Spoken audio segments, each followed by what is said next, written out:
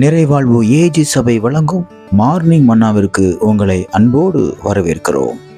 கர்த்தருடைய பரிசுத்த நாமம் மகிமைப்படுவதாக. இந்த நாளில் உங்களை சந்திப்பதிலே மிகுந்த சந்தோஷம். என கண்பான தேர்வு பிள்ளைகளே, நிறைய சத்துருக்கள் உங்களுக்கு விரோதமாக எழும்பியிருக்காங்களா? நிறைய காரியங்களை குறித்து நீங்க யோசிச்சுக்கிட்டே இருக்கீங்களா?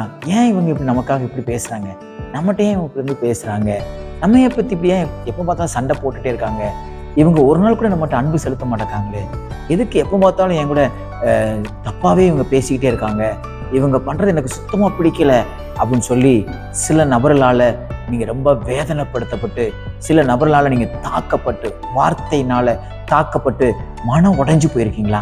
கர்த்தர் இன்னைக்கு உங்க கூட பேசுகிற வார்த்தை உபாகமத்து புஸ்தகம் 28ஆம் அதிகாரம் 7வது வார்த்தையுடைய கடைசி பகுதி இப்படியாக சொல்கிறது, ஒரு வழியாய் உனக்கு எதிராய் புறப்பட்டு வருவார்கள், 7 வழியாய் உனக்கு முன்பாக ஓடி போவார்கள். அப்படின்னா என்ன அர்த்தம் தெரியுமா?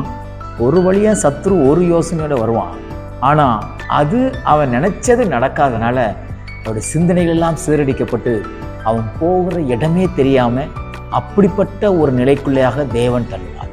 அன்பான தேவ பிள்ளைகளே, உங்களுக்கு விரோதமா புறப்பட்டு வராங்களா? உங்களுக்கு விரோதமா காரியங்களை செய்யணும்னு சொல்லி பலவிதமான யுக்திகளை அவங்க கையாளுறாங்களா? பயப்படாதீங்க.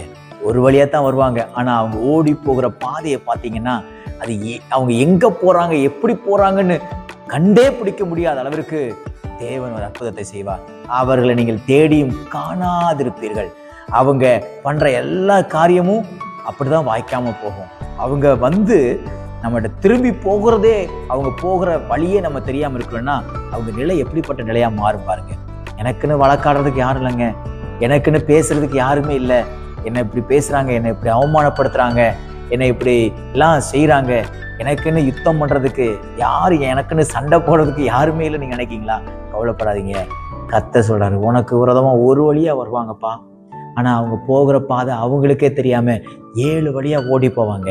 அப்படிப்பட்ட ஒரு காரியத்தை இந்த நாள்ல கர்த்தர் உங்களுக்கு செய்வார். ஆபீஸ்ல அப்படி சத்துருக்கள் இருக்காங்களா?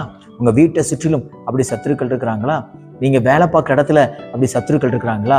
கர்த்தர் சொல்றாரு, நான் அவளை ஓடி போக பண்ணுவேன். இன்னைக்கு நிறைய சத்துருக்கள் உங்களை பார்த்து ஓட போறாங்க. உங்களுக்கு விரோதமா இருந்தவங்க உங்களை விட்டு ஓட போறாங்க. உங்களுக்கு விரோதமா செயல்பட்ட எல்லா அந்தகார வல்லமைகளும் ஓட போகிறது. உங்க வியாதிக்கு காரணமான எல்லா பிசாசின் கிரிகளும் அழிக்கப்பட போகிறது. உங்களுடைய தரித்திர நிலைமைக்கு காரணமான எல்லா பிரச்சனையும் கர்த்தர் ஓடி போக பண்ணி பெரிய செழிப்பை கர்த்தர் தருவார். விசுவாசிங்க. ஒரு வழியா வரும், 7 வழியா அதை பின்னிட்டு திரும்பி ஓடி போகும். அதனால நீங்க பயப்படாதீங்க. கர்த்தர் உங்க கூட இருக்கிறார். ஆகையால் எவன் என்ன செஞ்சாலும் கவலைப்படாதீங்க. இது எல்லாம் கர்த்தர் ஓடி போக பண்ணுவார். இதெல்லாம் ஒன்று வாய்க்காது என்று சொல்லி விசுவாசத்தினால் அறிக்கையிடுங்கள். இந்த நாள் உங்களுக்கு ஒரு ஜெயத்தை பெற்றுக்கொள்கிற நாளாக, ஒரு ஆசீர்வாதமான நாளாக தேவன் மாற்றி கொடுப்பாராங்க. God bless you.